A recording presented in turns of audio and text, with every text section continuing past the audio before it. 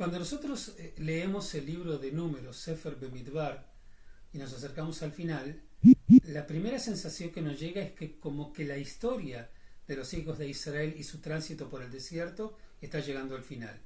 Inclusive sobre esta parte del libro anterior al que corresponde a nuestra parashá, que estamos leyendo ahora, el quinto libro, el comienzo del libro de Deuteronomio, en ese texto, bueno, aparece que Moshe básicamente está convocando a Yoshua para decirle que él ya se va a retirar y que Dios va a cuidarlo y que va a ser inspirador de la fortaleza con la que tiene que guiar al pueblo.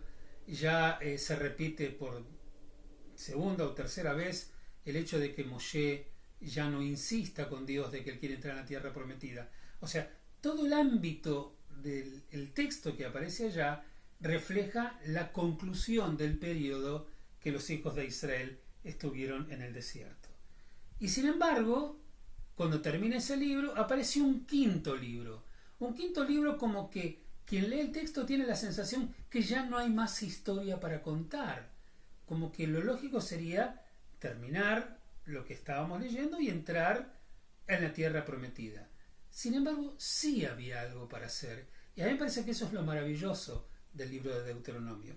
Fíjense que inclusive en el propio texto está hablando de en qué momento esto se está volviendo. Dice el texto: y ocurrió que en el año 40, en el 11º mes, en el día 1 del mes, que habló Moshe a los hijos de Israel, como todo lo que había ordenado Adonai a ellos, después que él hubo batido a Sihón, rey de Emorí, etcétera, etcétera, y comienza a cortar la historia. O sea, ya pasaron 40 años. Bueno, los 40 años eran los que Dios había dicho después del durísimo episodio donde los hijos de Israel de aquella generación habían manifestado que no tenían fe y alguno hasta propuso volver todos juntos a Egipto nuevamente a partir del miedo de enfrentar una conquista en la que no creían que Dios los podía ayudar, cosa que, como recordamos, causó un gran enojo por parte de Dios y la maldición de que se iban a quedar errando por el desierto durante 40 años más. O sea que inclusive termina el libro de Números, comienza el Deuteronomio y ya en el capítulo 1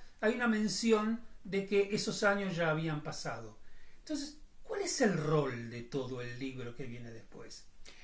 Y un poquito lo que apunta a ese rol, que a mí me parece maravilloso poder mencionarlo y hacerlo notar en este humilde mensaje, es que dice, en un momento dado, dice también en el capítulo 1, dice: allende el Jardén, en la tierra de Moab, quiso Moshe explicar la Torá, digamos, está diciendo: Adonai nuestro Dios había hablado con nosotros en Joreb, en Sinai, diciendo: demasiado para vosotros permanecer en esta montaña, trasladaos y desplazaos y allegaos hasta la montaña del Emorí, hacia todos los territorios aledaños en la Arabá. Y de alguna manera está contando Moshe a esta generación, nueva generación, todo lo que pasó con el mensaje de Dios, y algunos jajamim dicen que está explicando la Torá.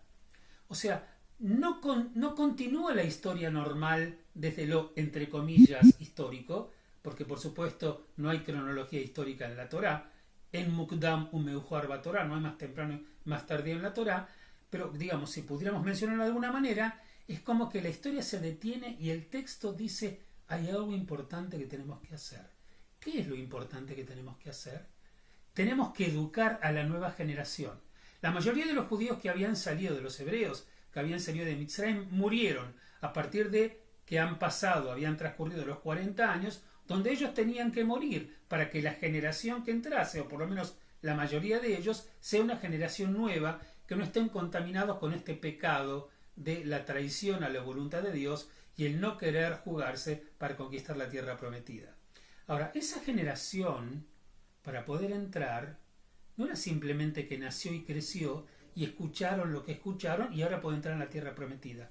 El texto dice: a ellos hay que educarlos y hay que explicarles. Y en rigor de verdad, no solamente este pequeño textito que dijimos, donde Moshe les cuenta a ellos las ordenanzas de Dios, sino que prácticamente todo el libro se ocupa de repasar cuál fue la historia de los hijos de Israel hasta ese momento.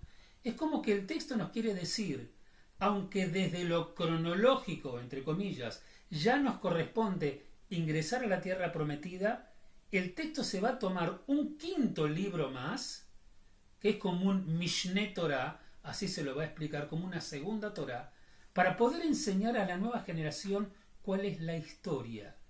Y a mí eso me parece fantástico. Me parece fantástico que de pronto cuando nosotros educamos a nuestros hijos, que nuestros hijos sepan de dónde vienen. ¿Qué pasó con sus padres cuando tenían la edad de ellos? ¿Qué pasó con sus abuelos?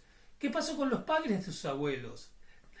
Que aquellos que van a ser parte del pueblo sepan que no son ellos solos y que van a correr su suerte en función de exclusivamente lo que ellos decidan, sino que ellos son algo o alguien más grande que ellos mismos.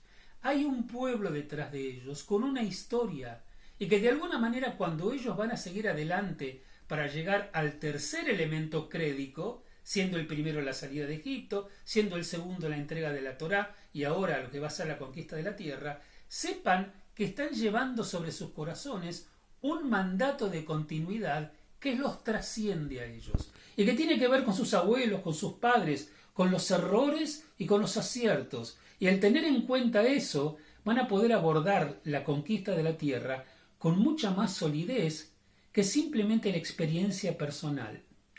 Esto que aparece en el texto, donde prácticamente cada parte del libro de Deuteronomio, que es como Deutero, una segunda ley, Mishné Torah, como dijimos antes, es para explicar cuáles son las cosas que ocurrieron al pueblo de Israel. Y la mayoría de las instancias en este libro es como una vuelta a narrar lo que aparece en la Torah en los otros libros. Por supuesto con diferencias, en algunos casos con contradicciones, y por supuesto aquí y allá hay algunas legislaciones nuevas. Nada que se cuente más de una vez va a ser una reproducción calcada de lo que se dijo antes. Pero entonces estos hijos cuando van a entrar en la tierra prometida van a saber qué cargan en su corazón.